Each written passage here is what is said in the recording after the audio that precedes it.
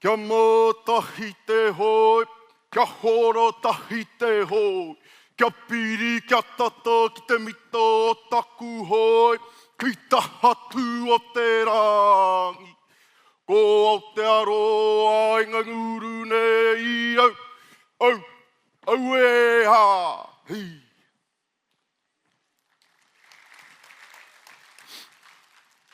I te tao toku whaia, he uri no Waikato. I te tao toku mātua, he uri no Ngāpuhi. Ko ai au, ko te Pūria King toku ingoa, no reira tēnā koutou katoa. The haka you just witnessed, or part of the haka you just witnessed, was composed by Mark Waitai, specifically for Ngā Kaihui o Aotearoa.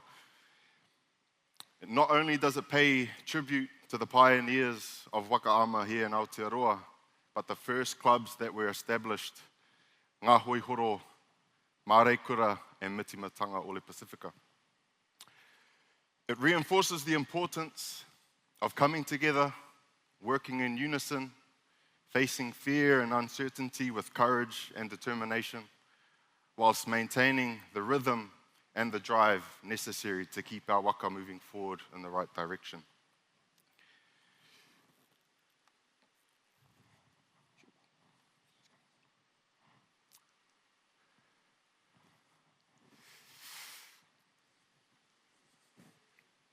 As a young Māori boy from Broadwood, I was 7 years old when I first picked up my paddle, stood in knee-deep water and practiced my stroke for the first time. Back in those days, it was more of a seasonal thing for us, for my family. I remember my father would throw us into the back of his old van, no seats, so he'd lay a mattress down for us kids to sit on, and we'd head to Paoringa, the home of Ngā Hoihoro. Long, bumpy, dusty roads, across farmlands, dodging stray cattle and horses. If you know, you know. And it was here where I first hopped in a V1 or one man, and I paddled out on my own, and I got stuck on a sandbar. And I remember screaming back to my whānau back on shore for help. I was probably crying, to be honest. But here marked the beginning of a lifelong journey in a waka that I'll be eternally grateful for.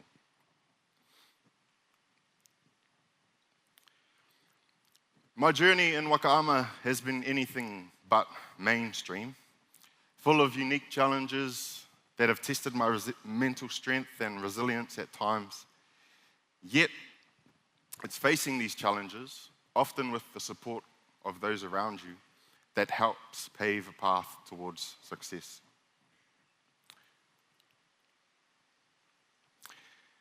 As a young Māori boy from Broadwood, I never dreamed that I would have become a Sir Edmund Hillary Scholar and completed a master's degree in sport, health and human performance, focused specifically on the sport of wakaama.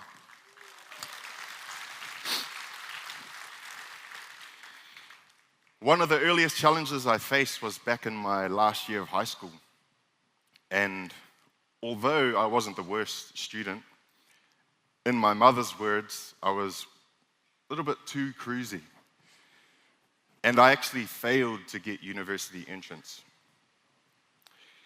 So I was faced with a challenge. This made me question whether even university was for me. Was I up for it? Could I handle it? And I had two choices: 6-month bridging course just to get there, or take a completely different path in life. Luckily, I chose to take the 6-month bridging course, and it was one of the best things that ever happened for me.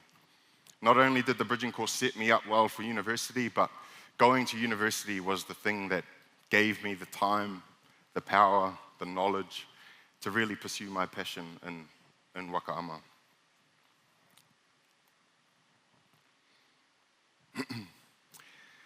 As a young Māori boy from Broadwood, I never dreamed that I would win 12-time national Premier Men sprint titles here in Aotearoa. Another challenge that I faced also in my last year of high school, I played a bit of rugby back in my time from young to my last year. Nowhere near as good as my wife here, Tyler King. But in my last year, I suffered really bad shoulder dislocations from playing rugby. Got to the point where minor tasks, the shoulder would pop out and I have to get my mates to lift my elbow and pop it back in for me. And the doctor gave me two choices. He said, you either get surgery or you take the year off and let it heal on its own. I chose to take the year off, and it was around about the same time that I was leaving home for university, away from the supervision of my parents, my coaches, and I fell into a bit of a destructive path of partying, drinking, and I didn't really have any sense of direction. Not only did I stop playing rugby, I stopped paddling altogether. And it wasn't until a couple of my closest friends sat me down one day and gave me the kōrero. Anybody had the kōrero? It was then I realized something had to change. First thing I did was I signed up at the university gym, and at the time, Rich Froning was winning all his CrossFit games, and I watched one of his documentaries, and he actually motivated me to get in the gym and train really hard. No paddling at the time, but I ended up losing 15 kgs, probably a little bit more than I should have at that time, but it got me back on track. And I figured, I've done all this training, I may as well put it to use. So that year I decided to get back in the waka, and that year, 2013, I won my very first Premier Men's Sprint Championship. Sometimes it's the toughest times or the hardest lessons in life that create the necessary pivot towards growth or change. As a young Māori boy from Broadwood, I never dreamed that I would have traveled to 11 different countries and attended 9-time World Championships for Wakaama, having coached the last 3 of those campaigns for the Elite Men's Division. I still remember the first time I had a phone call. This was back in 2007, 14 years old.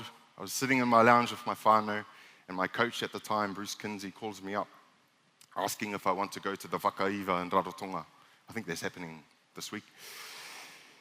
As soon as I put that phone down, I was jumping around the lounge in excitement, couldn't wipe the smile off my face. And that opportunity was the first of many phone calls, and I can't believe where the places Wakaama has taken me. Not only to the World Championships, countless World Championships, the last 3 alone, we've been to London, Samoa. This year we went to Hilo, which had 27 countries competing. But other places that you thought Wakaama wouldn't even exist, places like Hong Kong, Singapore, Brazil, these places, amazing places I never thought I'd go to. But a couple of the races that I want to really highlight tonight are the ones that are a little bit more closer to heart. First one being the Te Aito in Tahiti is one of the most prestigious one-man races in the world, where you line up with 500 plus paddlers, 28-kilometer distance, and not only is it a special race, but reconnecting with our Tahitian ancestors, our whānau, our neighbours has been a really special thing.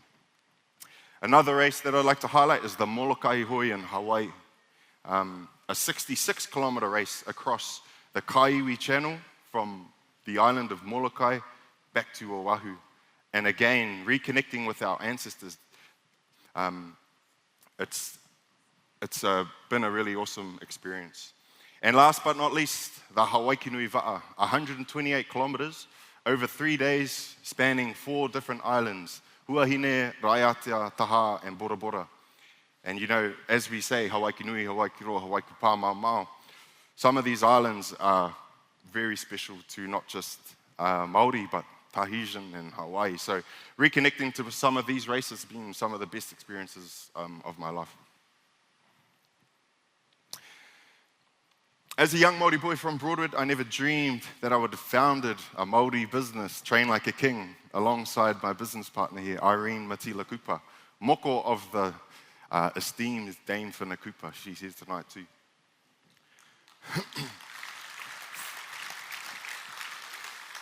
Paddling, Wakaama, is largely a self-funded sport, and as most paddlers or parents are aware of, it isn't cheap. Canoes, paddles, club fees, travel fees, uniforms, you name it. And as my studies started to come towards an end, and I was starting to wonder, how do I sustain such an adventurous paddling lifestyle? In 2018, I was in Singapore for some coaching clinics, and I met Irene for the first time, coaching the Kiwi Waka Ama team there. Not long after this, Irene reaches out to me and asks if I want to turn what I already do into something a little bit more official.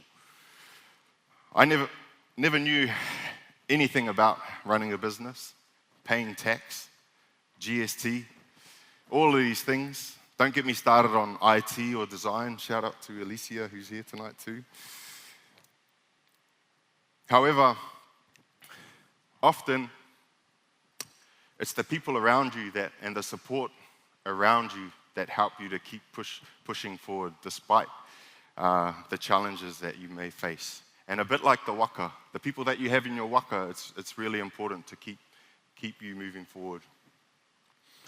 So we started in 2019, and we've had some amazing success over the years. Everything from kākahu to paddles to training plans, coaching clinics all around the world. And we're continuing to grow day by day. Make sure you check out trainlikeaking.com, whānau. But again, through the support of others, sometimes other people will support you and believe in you more than you believe in yourself. So,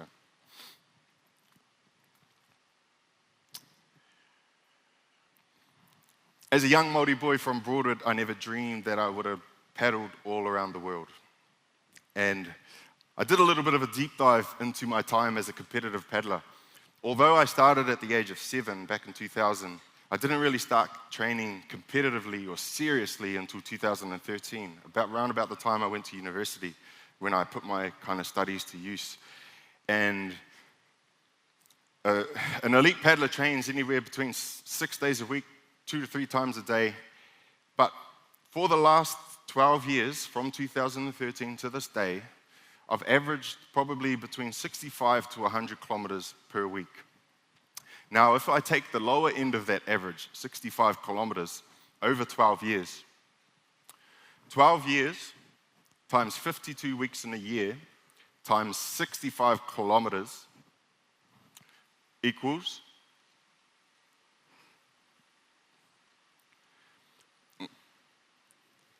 40,560 kilometers.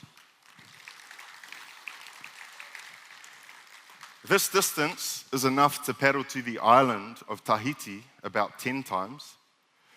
This distance is enough to paddle to the island of Hawaii. Did I say Tahiti? Tahiti about 10 times. This distance is enough to paddle to the island of Hawaii about 6 times. But the craziest thing about this distance is that it's enough to paddle the entire circumference of the earth. So when I say, as a young Māori boy from Broadwood, I never dreamed I would paddle around the world, I quite literally meant it. A waka is a metaphor for life. Things aren't always going to be smooth. Sometimes the seas are rough. The current feels like it's pulling you in different directions, and you feel like you're paddling against the tide. But, like in Waka Ama, you learn to keep steady, to stay focused, and to push through the challenges with resilience and teamwork. Life, like paddling, is about adjusting to the rhythm of the waves, embracing the journey with its highs and its lows, and knowing that with persistence, you'll reach your destination. And last but not least, whānau, no matter where your background, no matter the age, no matter the training level, there's always a seat in the waka for you.